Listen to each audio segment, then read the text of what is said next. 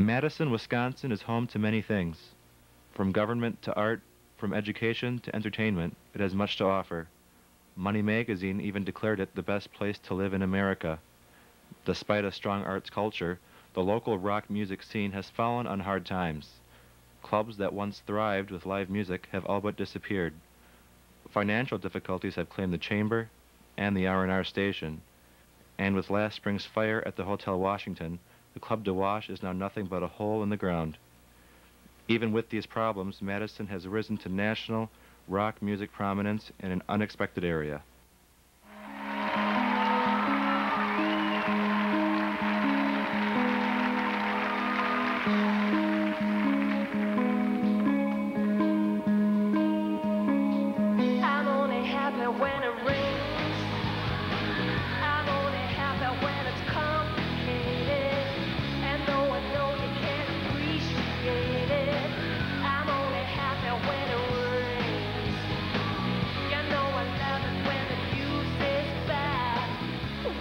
Madison band Garbage rose to national fame after the release of their first album in 1995.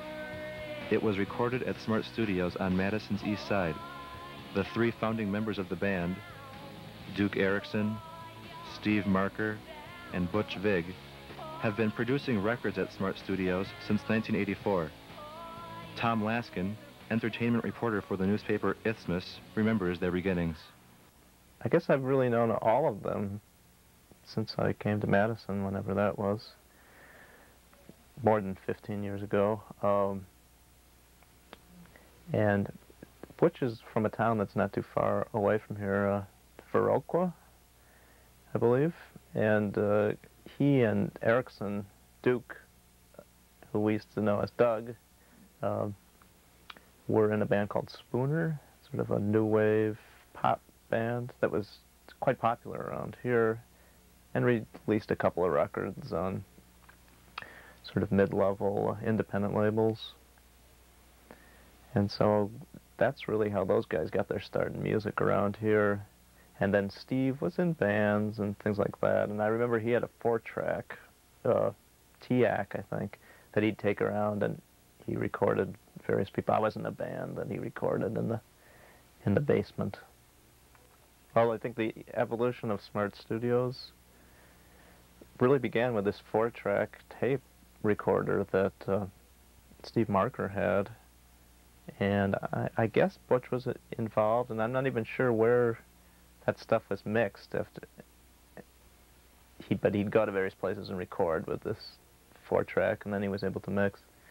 And then they got a hold of this space on Washington Avenue in where is now I think it's now the Marquip Corporation, and it was just there were some artist studios up there, and so they had one big room, and it wasn't designed for music really, and they didn't do all that much work with it. And I think they recorded various bands, and I think the first one that got any notice was Killdozer. The Killdozer work, I think, led to them Butch especially being more involved with punk and really sort of post-punk and hardcore bands. It started across the street about 1982. Butch and Steve started the studio. It was just a small 4-track studio, and they just ended up doing a lot of local stuff, and that slowly evolved into doing bigger projects. Eventually they moved over into this facility the late 80s, and then went through a major remodeling around 1992 or 93, and that's what it is now, I guess. So. Well, I mean, I think they had kind of had a successful but not, I wouldn't think, particularly profitable career recording independent artists of some of note. Again, Urge Overkill comes to mind, or they had Dick Kreutzen from Walking, and their various bands on the Touch and Go label. I think they maybe had an Alternative Tentacles band, but then they got involved with Sub Pop. I don't know what the first project he did for Sub Pop was. Maybe Tad.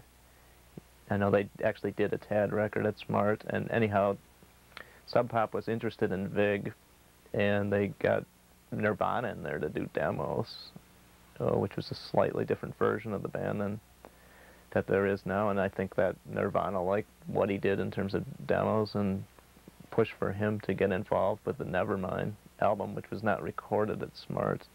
Most of that was done in California. And that really changed his whole profile. And I think everybody knows it. I mean, that record sold incredibly well for what was considered a hard rock record, and really changed American music. I think one thing that we've got that a lot of other studios across the country in our same class of equipment, what they don't have that we do have is really, it's kind of the Midwest thing. It's kind of like the friendly, laid-back people of the Midwest that people on the coasts always refer to, and when they come here, Madison's a great place, and people just really feel at home. I think we have a really inviting and comfortable place where people can just relax. I've been to a lot of other fancy studios that it feels like you're in a dentist's office. Well, I can't say that there's any advantages, to being here as opposed to being out where the main scene is in New York or California.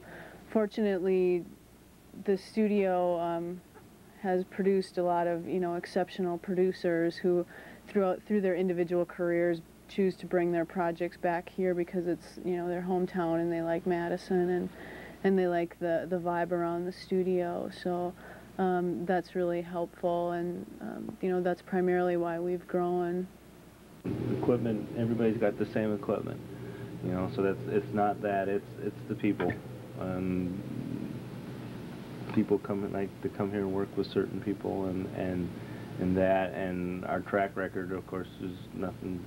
It looks good, as far as things we've had, so that all gets people in the door. But like I said, they gotta enjoy coming here and enjoy the people they work with. Most bands come in here and they think that they can knock out a really cool sounding record in a weekend or something, and years and years ago that may have been the case. These days, people expect a really great sounding recording. It takes a really long time to get it just right. The big records that are on the market these days, most of the really big records out there have taken a year to make, and that's the kind of time it may take to put out a really big selling record. The whole thing of Garbage kind of came out of Butch and Steve and Duke doing a lot of remix projects here for other bands like U2 and Depeche Mode, and they started just kind of fooling around with their own stuff, and then it slowly evolved into, forming a more real project, and then they sought out a vocalist to, put out in front. And Shirley is, I can't say enough good things about her. She's a great person, really, really down to earth, very cool, but I mean, she has obviously some, a great charisma, and I think she brought a face to the band. I mean, the guys wanted to be a little bit more in the background and have someone else be the front person, and that's what that's what Shirley became. Well, I think Smart Studios has been able to succeed, A, because Butch Vig had talent as a recording engineer and / producer, but he got involved with Nirvana, and that record, Nevermind, it was a phenom. I mean, I don't know what else you can say about it, and that brought him to the fore. And that really happens, with some regularity with the producers, and that, so people wanted to work with Butch Vig, and Smart Studios was the place where he did a fair amount of work. And then I think the first big thing that they did there was Gish, I think, the Smashing Pumpkins Gish. I think most of that was done there. And so then people wanted to not only work with Butch Vig, but work at Smart Studios. And so that led to the studio, I think, being important, even if Vig wasn't working there, even if it was off somewhere else. Why has it succeeded? I think they really stuck with it. I mean, they didn't make any money, and they put in the 15-hour days, and that's a big part of it, just sticking with it and waiting for a break.